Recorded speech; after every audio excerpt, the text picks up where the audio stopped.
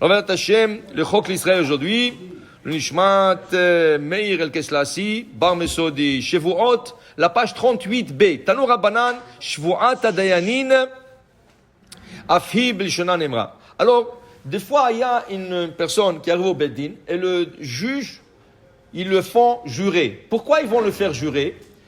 Tu jures que dans le cas où il y a un seul témoin. Ça veut dire que normalement, quand il y a un témoignage de deux témoins, tu ne peux pas jurer. Il y a deux témoins qui te contredisent. D'office, tu ne peux rien faire contre deux témoins. Okay? Deux témoins. À moins que toi, tu as deux autres témoins pour contredire ce qu'eux ils disent. Mais tu ne vas pas jurer. Mais si quelqu'un il vient, il dit, hey, il me doit de l'argent. Moi, jamais de la vie, je t'ai jamais emprunté de l'argent. Il y a un témoin qui vient, oui, devant moi, il lui a prêté de l'argent. Okay? Maintenant, il est rien qu'un seul. Le Dayan, il va lui dire, dans ce cas, monsieur, j'ai pas de témoin. Je suis pas t'obliger de payer, mais je peux t'obliger de jurer. Dans ce cas, il va jurer. Pourquoi? Parce qu'il y a un témoin. Alors, il dit la Gemara, des fois, des gens préfèrent de payer que de jurer, c'est vrai. Dit la Gemara, qu'est-ce qu'ils lui disent, le juge, qu'est-ce qu'ils disent au monsieur qui doit jurer? Omrimlo, ils lui disent, éveille au dehors, il faut que tu saches une chose. שכל העולם כולו נזדעזע בשעה שהקדוש ברוך הוא אמר בסיני לא תישא את שם אדוני לך שווא. Tu saches une chose. Quand Dieu a donné la Torah, il a donné le troisième commandement. Tu ne mettras pas le nom de Dieu en vain. Le monde a tremblé. Le monde a tremblé. Alors toi, fais attention là. Tu vas jurer, sois sûr à 1000% et 1001% que tu as raison. Parce que si tu n'as pas raison, tu as omis le nom de Dieu en vain et c'est très grave. Pourquoi? La Gemara dit, Kol ha'averot sheba Torah, tout le péché qu'il y a dans la Torah, qu'une personne a pu commettre, une fois qu'il fait tchouva, Akadosh Baruch Hu lui pardonne. Mais quand quelqu'un a omis le nom de Dieu en vain, Kan lo ne'emar yenake, Akadosh Baruch Hu ne te nettoie pas ce péché, ne t'enlève pas ce péché, c'est un péché marqué, gravé dans tes dossiers, dans le ciel. Et pourquoi? Alors j'ai entendu une fois quelqu'un qui a expliqué comme ça. Quand tu fais un péché, par exemple, tu as profané le Shabbat, tu as mangé du non-kosher, n'importe quel péché de la Torah, c'est écrit dans tes registres, dans le ciel. Le jour que tu fais tchouva, qu'est-ce qu'ils font le malachim? Ah, il a fait tchouva, chazak ou baruch, kol hakavod, on efface. Ils prennent le péché, il efface. Le dossier est propre, la page est nette. Après, quand quelqu'un en met le nom de Dieu, ils écrivent le nom que tu as sorti de ta bouche, ils l'écrivent dans tes registres, dans tes papiers. Quand tu fais tchouva, est-ce qu'on peut effacer le nom de Dieu? Non.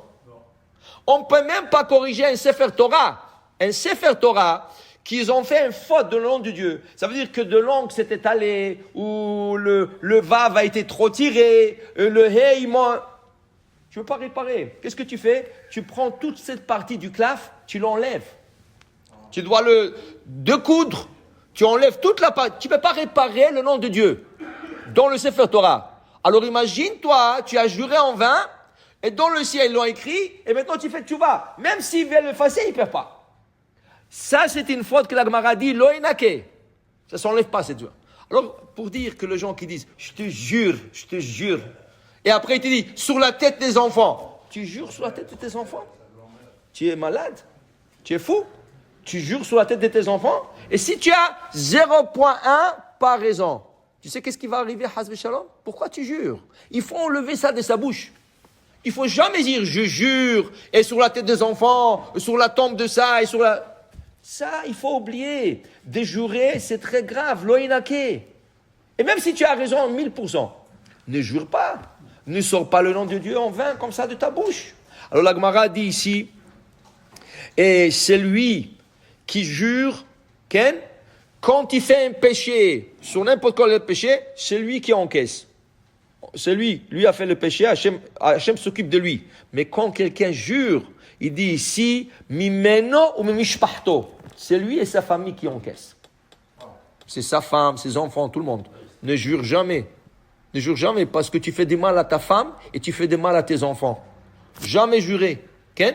Il dit ici, Shene Emar, comme Shlomo Amelech, le roi Salomon, l'a dit, Al titen et picha le'artit besaecha. Ne laisse pas ta bouche te faire le mal à ta chair.